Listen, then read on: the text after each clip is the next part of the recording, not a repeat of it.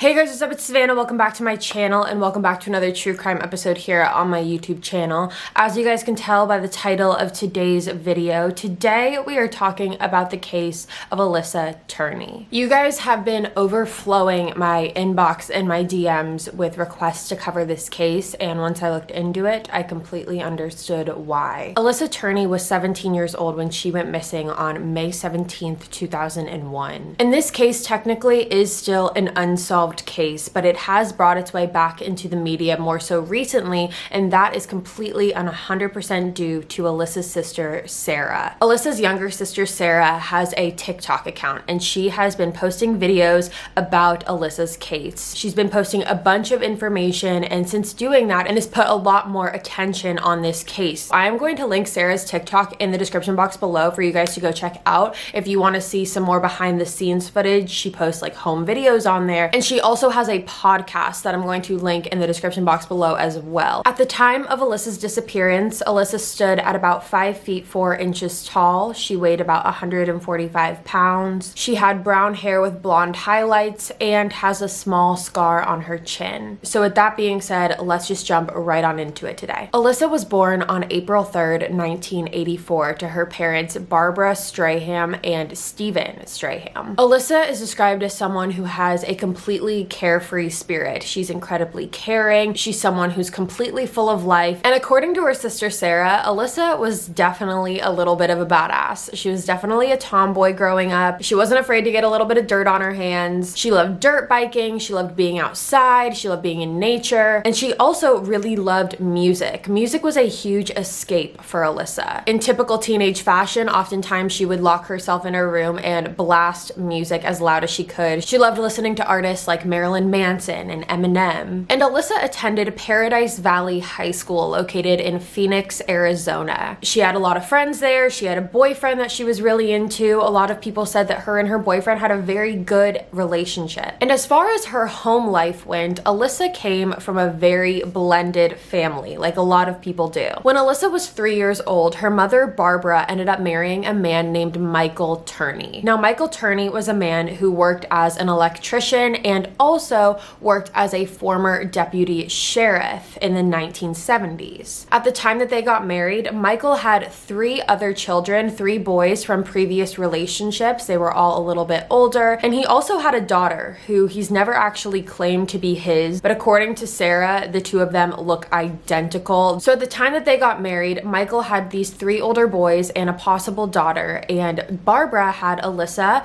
and John. John was 10 years old, so he was about 7 years older than Alyssa, and John and Alyssa had different biological fathers. Now, once Barbara and Michael got married, the 2 of them ended up having a daughter together. They had a daughter named Sarah. Sarah was born when Alyssa was 4 years old, and after Sarah was born, Michael then officially adopted both Alyssa and John. However, then unfortunately in 1993, Barbara ended up getting diagnosed with cancer and passed away only a year later. Now, after Barbara had passed away, this left Michael to be a single parent. He was a single parent to all of the kids now. The boys were a little bit older, but Alyssa and Sarah were younger. So Michael was really now left to raise both Alyssa and Sarah on his own. And when it came to his relationships with both Alyssa and Sarah, they were 2 completely polar opposite relationships. Now, Sarah has said that growing up, she worshipped her dad. She was daddy's little girl. Her and her father had an amazing relationship. He was always super lenient with her, really kind of let her do whatever she wanted, and the 2 of them had a really, really close bond. However, when it came to Alyssa, Michael's approach on parenting was completely different. Michael would say that Alyssa needed more guidance and structure in her life, and so because of this, he was extremely strict. Now, mind you, Alyssa's now going into her teenage years. She went missing when she was 17 years old. So she's experiencing what being a teenager is like. She likes to go out and hang out with their friends. She likes to hang out with her boyfriend. She doesn't really like being told what to do. No teenager does. Michael went as far as writing down rules for Alyssa on a poster board and hanging it up in their living room. That way she would always be reminded of what was expected of her. Michael also set up hidden surveillance cameras within his home without telling his children children. So he hid surveillance cameras in the vent of the living room. That way he could spy on his kids. Now, what's interesting here is he did decide to tell Sarah about the cameras.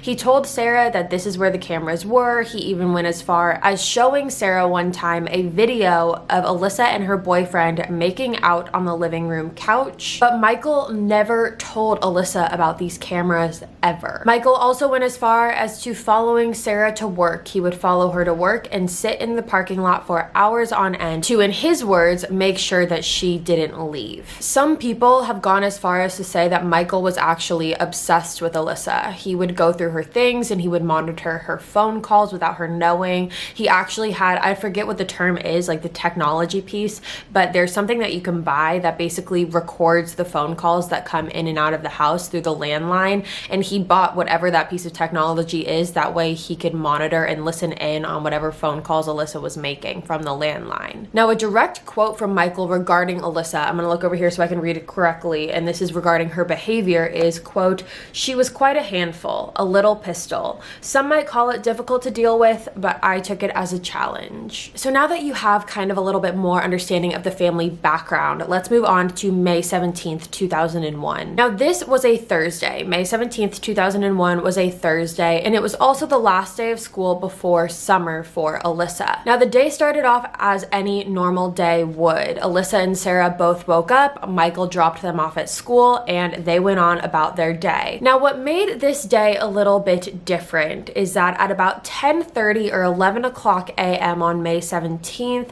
Michael ends up coming back to Paradise Valley High School to pick up Alyssa early. Now, according to Michael, he said that the reason he ended up picking up Alyssa early from school this day was because he wanted to talk to her about her summer plans, which according to him, this conversation ended up leading into an argument. He said Alyssa told him that she didn't want to be told what to do. She basically wanted to be able to go where she wanted, when she wanted, and didn't want to have to tell him where she was going or didn't want to have to check in with him. And according to Michael, he told her that as long as you're going to be living under my house, you're going to be living under my rules. According to him, he said this response made Alyssa extremely upset to the point where she shot up from the kitchen and ran into her room and slammed the door. And Michael said that he obviously, based off of this reaction, could tell that Alyssa was very heated. And so he decided the best thing to do would be to give her some time and space to cool off a little. So at about 1 p.m., he said he left the house to go run some errands. Now, Alyssa's sister, Sarah,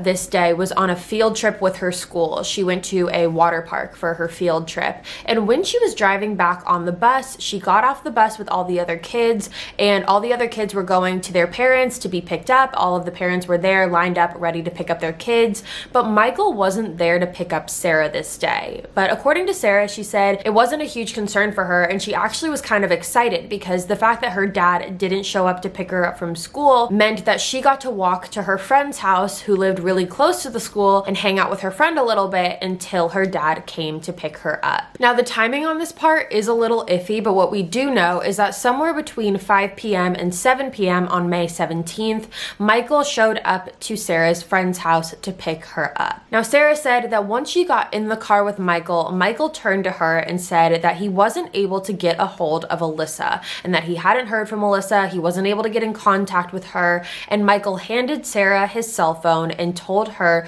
to call Alyssa. Sarah didn't have a cell phone at this point. It was 2001 and Sarah was about 13, maybe 12 years old even. So she didn't have a cell phone, but Alyssa had a cell phone and Michael had a cell phone. So Michael handed his phone over to Sarah and said, call Alyssa. Now, Sarah called Alyssa multiple times, but each time she didn't receive an answer. Now, when Michael and Sarah arrived home, they realized that Alyssa was nowhere to be found. She was nowhere to be found inside of the home or outside of the home. And when they got back to their house, Sarah immediately walked into Alyssa's room. And she said that once she did that, she saw that all of the contents that usually were inside of Alyssa's backpack were all spread out all over the middle of her room, which apparently was very unusual for Alyssa. She typically kept her bedroom fairly clean. Now, the second thing that Sarah noticed was Alyssa's cell phone was kept on the top of her dresser. Now, this was obviously very concerning because this meant that wherever Alyssa was, her cell phone was not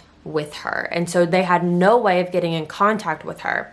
Now, the third thing that Sarah noticed inside of Alyssa's room was a note. And I'm going to look over here so I can read to you exactly what the note said. This note said, "Dad and Sarah, when you dropped me off at school today, I decided that I really am going to California. Sarah, you said you didn't want me around. Look, you got it. I'm gone.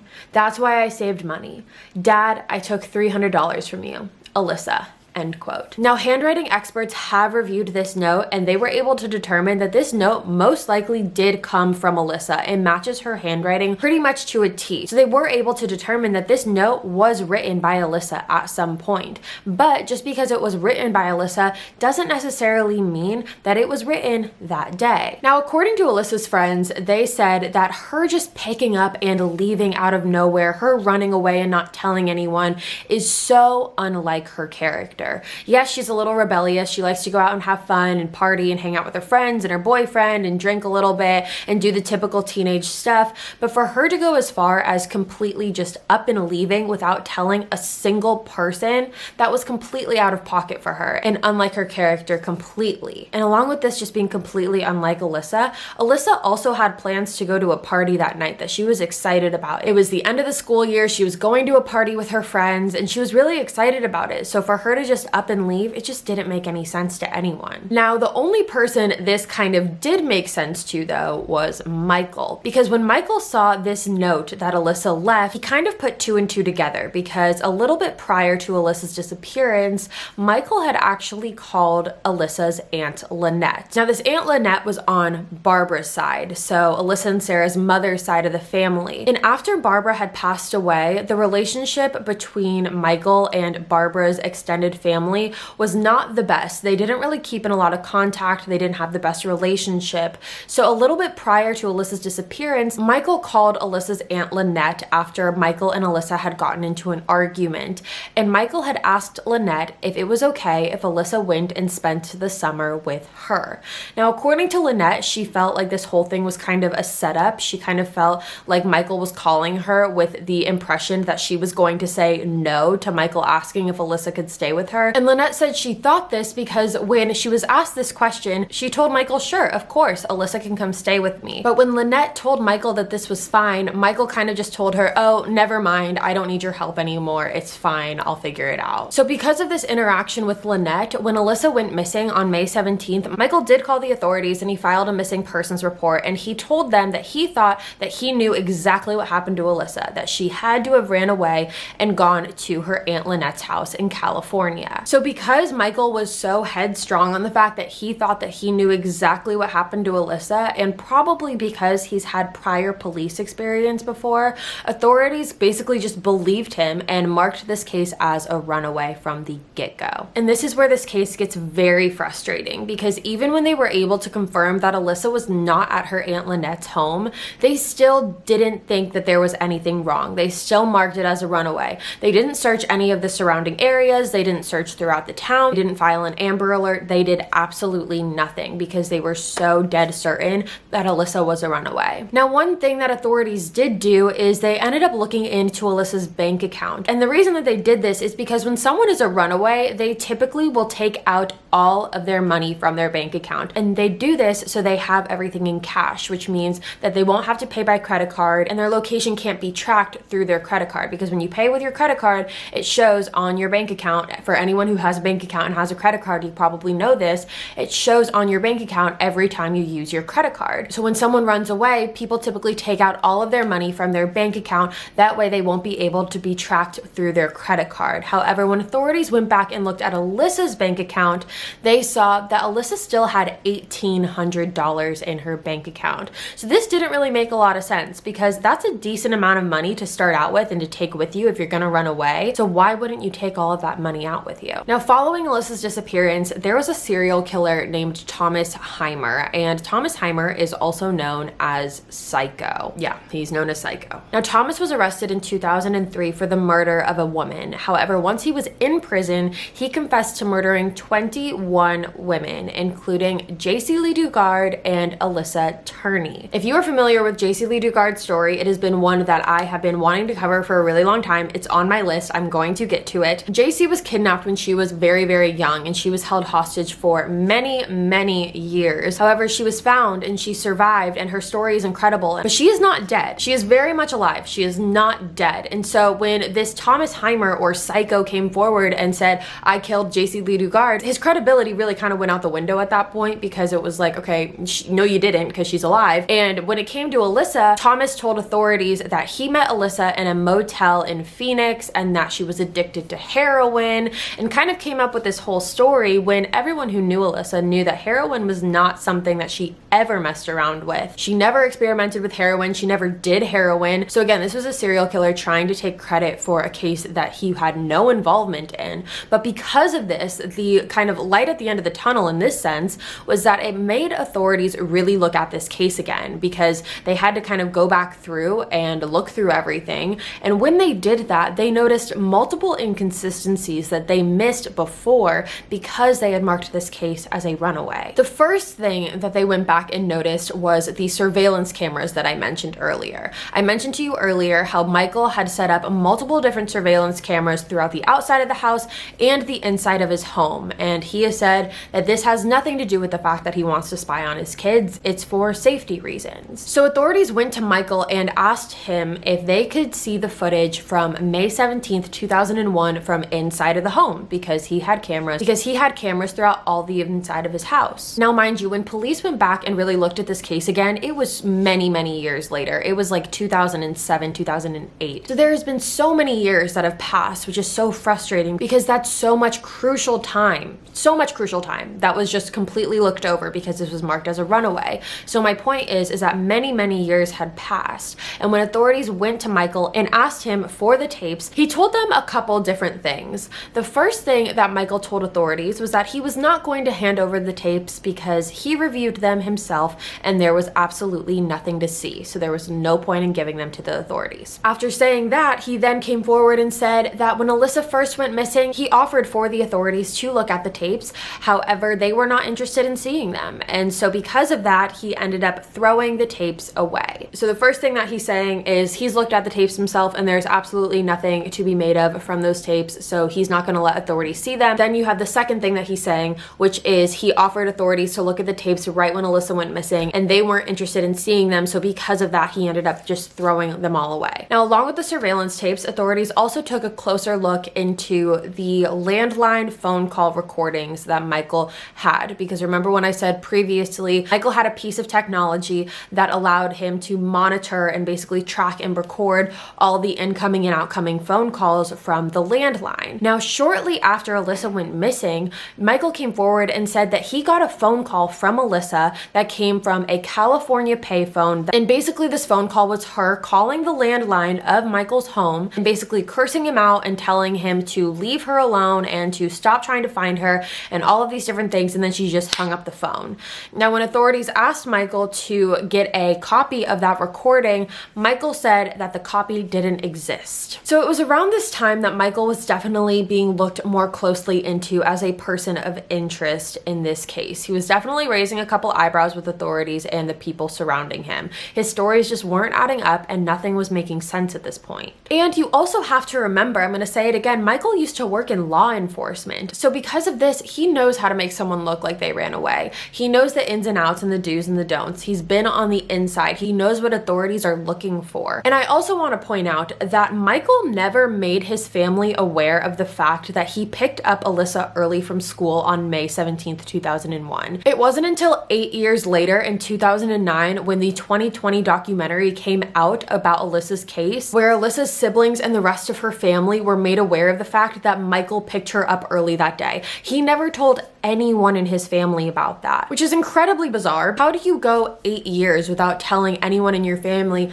oh yeah, I picked her up from school and I brought her back and we talked a little bit? What story was he telling? Was everyone just going along with the narrative that Alyssa got dropped off at school and left to California from there and he never said a word about it? It just doesn't really make a lot of sense. Now, when Alyssa's siblings and family found out that Michael had picked her up early from school that day, they all questioned him about it. And instead of saying his original story story, which was he picked up Alyssa to talk about her summer plans.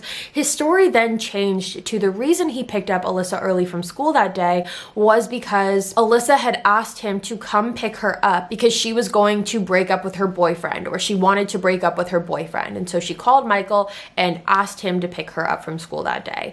Now, this story didn't make sense to anyone, especially Alyssa's boyfriend, because right before she left for school that day, once Michael came to pick her up, Alyssa went as far as stopping in on her boyfriend's class that he was in, and she popped her head in and she told him, "Hey, I'm getting picked up from school early today, but I'll see you later tonight." And no one was ever given the impression that Alyssa was wanting to break up with her boyfriend or that the two of them had a bad relationship. The two of them seemed to have an amazing relationship. Now, because Michael brought this now new story up about Alyssa wanting to break up with her boyfriend, it kind of led a lot of people to believe that there could have been possible jealousy between Michael and Alyssa's boyfriend. Now, this comes from the fact that he said that the reason he picked Alyssa up from school was because Alyssa wanted to break up with her boyfriend, when this was never made apparent to literally anyone else. And along with that, the video surveillance that he showed Sarah of Alyssa and her boyfriend making out on the couch. And going off of that, Sarah has said that Michael would often try to orchestrate arguments between Alyssa and her boyfriend. He would try to start fights between the two of them and then get them on surveillance tape. And once he got them on surveillance tape and Alyssa went missing, Michael presented those tapes to the authorities and said, "Look, they're fighting. He could have possibly had something to do with this." So speaking of Michael and his credibility, it was around this time when a brand new theory about what could have possibly happened to Alyssa has come to Michael. Michael now says that he believes he knows exactly what happened to Alyssa. According to Michael, he said that he believed the local Union Hall, which was where he used to work as an electrician, kidnapped and murdered Alyssa. Now, let me break this down for you. So Michael's former employer was the Union Hall. He used to work there as an electrician.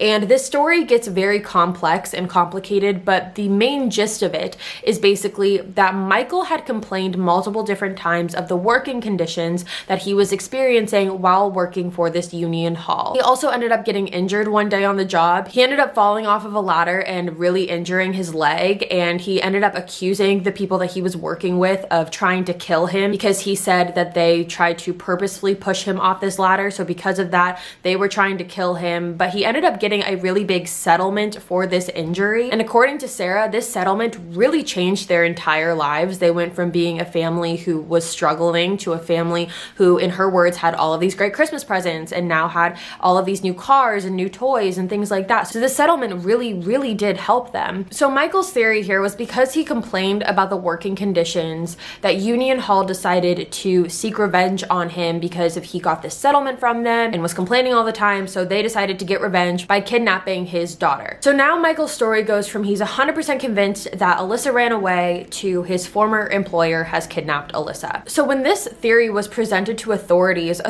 decided that they really needed to look more into Michael. They needed to look more into him as a person, and they also wanted to look into his home. They wanted to be able to search his house. So authorities ended up driving to Michael's home one day, and coincidentally enough, exactly at the time that they were pulling up, Michael was actually walking to his mailbox. And once he got to his mailbox, he was approached by authorities. Authorities were able to figure out that just on his walk to the mailbox, Michael had 2 pistols on him. He also had 7 magazines full of ammunition and a knife. This was all just to walk to the mailbox. Now, at this point, authorities were able to figure out that clearly Michael was a very paranoid person. He was suffering from some sort of paranoia, but regardless of that, they were able to arrest him because he had all of these different weapons on him, and that was when they were able to go into his home and search throughout his house. And when they did this, they found a lot more than what they had originally just found on Michael. When authorities went into Michael's home, they found 19 guns and 26 pipe bombs. Now, I was not aware of what a pipe bomb was when I was originally looking into this case, so I had to do a little bit of researching, so forgive me if I'm not 100% correct. You can correct me in the comments below. However, when I looked into what a pipe bomb is basically a man-made explosive device, and they were used a lot throughout the Spanish Civil War. So it's basically just an explosive, and Michael had 26 of these inside of his home. Along with all of these weapons, authorities also found a 98-page manifesto, and this manifesto was something that Michael had had written, which basically said that the Union Hall was responsible for Alyssa's disappearance and that he was going to get revenge on them now. The manifesto outlined how Michael was planning on getting revenge. He was going to go in and basically use all of his weapons, all of his pipe bombs. He was going to bring it into their headquarters and seek revenge for the disappearance of Alyssa. Along with this 98-page manifesto, authorities also found a contract, so to speak. And this contract was a contract written by Michael, and this contract that was signed by Alyssa stated that Michael never sexually abused Alyssa. Alyssa signed a contract written by Michael stating that he had never sexually abused her. So obviously when authorities found all of this, they were completely thrown off. But then when they started to do some digging into Michael and Alyssa's relationship, things started to make a little bit more sense. Alyssa's boyfriend came forward and said that Alyssa had disclosed to him on multiple different occasions that Michael had sexually abused her. He said that Alyssa stated that Michael would pick her up early from school and drive her to the middle of the desert and sexually assault her. Alyssa's friends also came forward and said that she had confided in them about similar experiences that she had had with Michael and how she was extremely afraid of him. Now, a very disturbing allegation was one made by Michael's nephew. I believe his name is David. And this nephew was staying with Michael for about 6 months. There was a 6-month period where he lived with Michael. And he said that one day while he was at the house, he decided to watch a movie. He found a VHS tape that was labeled Dr. Dolittle. So he saw the tape and he thought, you know what, might as well just watch a movie. So he put the tape in and turned the TV on. And when he turned the TV on, he was shocked because instead of the movie actually playing, this VHS tape was actually a home video that Michael had taken. And it was of a woman lying on the couch in Michael's home, and she was only wearing a pair of shorts and she had newspaper covering her face.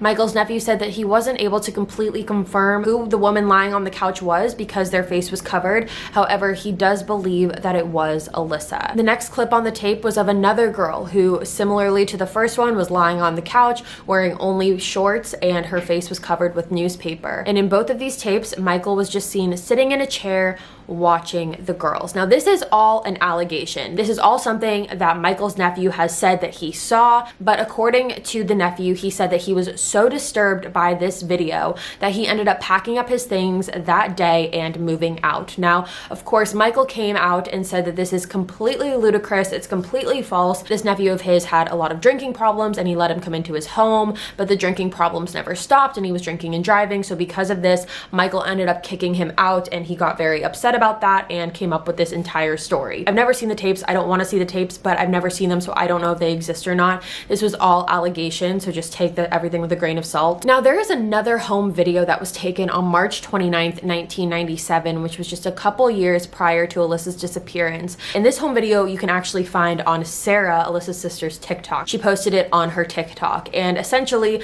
this is a home video where Sarah is behind the camera. Michael and Alyssa are playing catch in a park and they're throwing something back and forth to each other. And Alyssa keeps trying to get Sarah's attention. She keeps saying, Sarah, Sarah, Sarah. And ultimately, Sarah points the camera at Alyssa and Alyssa just says, "Dad's a pervert." Now, I'm not sure if Michael knew that this was being recorded because right after Alyssa said that, he grabbed the camera out of Sarah's hands and said something along the lines of, "Oh, this is recording," or "Is it still recording?" And once he said that, he then pointed the camera at Alyssa and said, "Alyssa's a stupid moron," twice. He said, "Alyssa's a stupid moron. Alyssa's a stupid moron." Now, one of Michael's sons named James, he's 10 years older than Alyssa, he came forward after Alyssa's disappearance and said that he was actually planning on taking in both Alyssa and Sarah after Barbara had passed away because he was not comfortable with the way that Michael was raising the girls. He said that Alyssa had come to him on multiple different occasions saying that she was afraid of Michael and that she wanted to live with him instead. So because of this, James said after hearing that she ran away, he 100% believed it because he knew how much Alyssa hated living with Michael. However, after hearing that she didn't go to Lynette's house and after knowing that she didn't go to his house either, James said that that is when he realized something could have happened. Now, in 2010, Michael was arrested for possessing destructive devices. He was arrested for his manifesto, which basically claimed his plan of attack against the Union Hall, his former employer. employer. And after his arrest, Michael came forward and said that his manifesto was not true, and that what his real plan was going to be to go to the Union Hall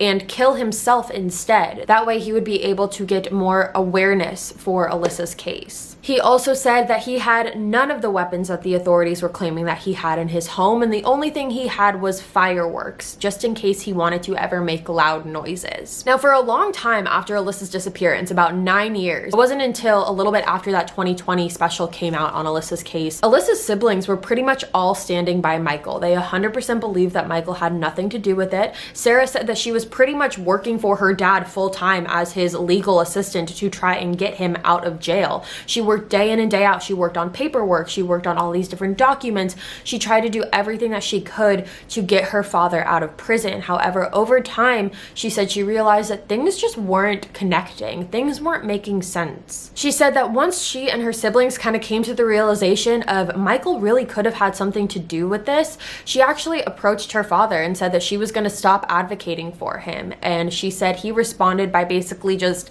laughing and taunting her about the whole situation. And recently, Sarah has come out on TikTok and played a recording of her father. Now, this recording was, from my understanding, it was after Michael had been released from prison, which we will get to in a second.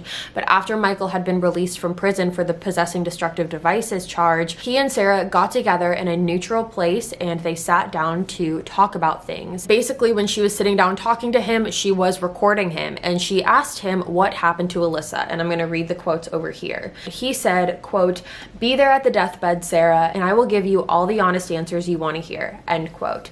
Now, when Sarah asked why doesn't he just tell her the answers now, he said, quote, "You've got him now." And then he started laughing and said, "I don't know, Sarah, what are you looking for?" Sarah said that she took this recording to the authorities because this is obviously something very, very bizarre to say regarding your daughter's disappearance. Come to the deathbed and I'll tell you everything you want to know. So Sarah took this recording to the authorities and the authorities basically told her that he didn't confess anything to them, so this recording really doesn't mean anything. Now, along with this recording, Sarah said that one day she was going through her father's things and she found a map of California.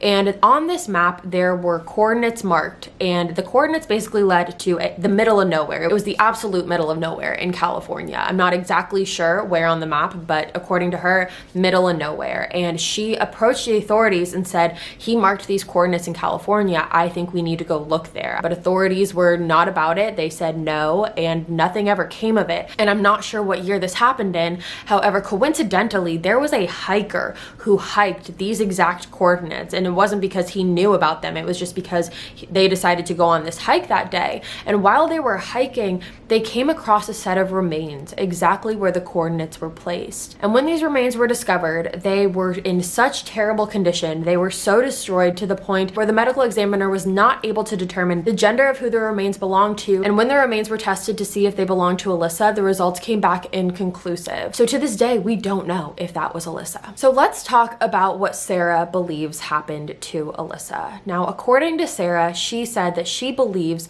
that Michael picked her up from school on May 17th, 2001 early because he was planning on driving her out to the desert to sexually assault her. She says that she believes that he was successful in picking her up from school and taking her to the desert. However, when he attempted to sexually assault her, Alyssa fought back. She said she believes Alyssa fought back and possibly told him that she was going to tell people what he was doing, and that basically just caused him to snap, and he freaked out and he ended up murdering Alyssa. She said because of his law enforcement background, he would know exactly what to do with the body and with the remains. According to Sarah, she said that he knew that desert like the back of his hand. And so that, along with his law enforcement background, she said that she believes it would have been very easy for him to properly conceal a body. She said that after that, she believes that Michael went home that day, cleaned up, set the scene up to make it look like she ran away, and then picked up Alyssa later that evening. Now, I want to say that Michael has been released from prison. He was released in 2017. And a couple months later, in October 2017, is when Michael and Sarah got together and he made those comments about meet me at the deathbed and all of those crazy things. And so he is still a free man. In February of 2019, the Phoenix police sergeant came forward, and again, I'm gonna look over here so I get the quote right, and said, quote, "This case was formally submitted to the county attorney requesting homicide charges against Michael Turney However, no charging decision has been made at this time. And then the most recent update that we have on this case came from June 2020, so just last month, when Sarah announced on her podcast that the Phoenix Police Department is submitting Alyssa's case to the prosecutor's office for charges against Michael Turney. Hopefully this case goes to trial. I really, really hope that this case is able to go to trial, which is why it's super important for you guys to share this video. Just share this case in general. Share this case with literally anyone. Keep Alyssa's story out there. Keep the hashtag going, justice for Alyssa. And I want to look over here because I want to read a quote that Sarah said about Alyssa. And this is regards to Alyssa's case. She said, quote, "This is not going away, and I'm going to make sure it never does. I still think of her as my tough older sister who taught me to be tough. Now I need to continue to be tough and use that to fight for justice she deserves. She deserves her day in court, and I'm determined to give her that." Now, as far as my opinions on this case, I personally believe that Michael Turney is responsible for this. I don't think that Alyssa up and ran away. I don't think she went to California. I think there's a possibility she could have written that note when she heard she wasn't going to go to her Aunt Lynette's house and she was really upset and she was mad, and she wrote that note just to be like, screw you all, I'm leaving and I'm going to California. So I do think that that could be a possibility. The note is the one thing that I get caught up on the most. However, I do think it's possible that she definitely wrote that note prior. He shoots to all these different theories all the time and none of them really add up. His story doesn't add up. Why did he pick her up from school that day? That was not necessary at all. And also something that I want to mention, Kendall Rae made this point in her video that she covered on Alyssa Turney. I'll try to link that in the description box below as well. She said that if Alyssa was planning to run away and Michael picked her up from school and they were talking about her summer plans and Michael told her that he needed to know where she was at all times and she needed to check in and she was really upset about that, if she already knew that she was going to run away, there's no point in having this argument, you know? There's no point in her getting so upset about it that she runs off and slams her door and doesn't come out of her room, because if she knew she was going to run away, what's the point of getting so upset, you know? I also want to say, as far as the running away thing goes, Alyssa had a car, but she did not take her car with her, and she also didn't take her cell phone with her, but she didn't take her car with her. And if she was going to run away, if she wanted to do it as quickly as possible because she didn't know when Michael was going to come back after he left the house, my thought process is if she wanted to get in the car and either drive to a train station or a bus stop or something like that that could get her to California, if she didn't want to risk her license plate being tracked, her car would be stopped off somewhere. So if she did run away, how did she get there? Also, I do believe if she ran away, someone would have saw her along the way. I do believe that there would have been sightings of her. I think that she would have been found. I think that if this whole thing was just a spur of the moment, her and Michael got into an argument and she said, screw it, I'm going to California. Obviously, it's very unplanned and very unorganized and there's a lot of room for error. And I feel like she would have gotten caught. I feel like she would have been found if that was the case. So let me know what you guys think in the comments below. I'm really curious to see what you have to say about this one. And with that being said, you guys, that is all for me today. Thank you so much for tuning into another true crime video here on my YouTube channel. If you're new here, hi, my name's Savannah. I make videos 3 days a week, Sunday, Tuesday, Thursday. You should subscribe and join the family. I love you guys so much. I'll be back in a couple days with a brand new video. Bye, guys.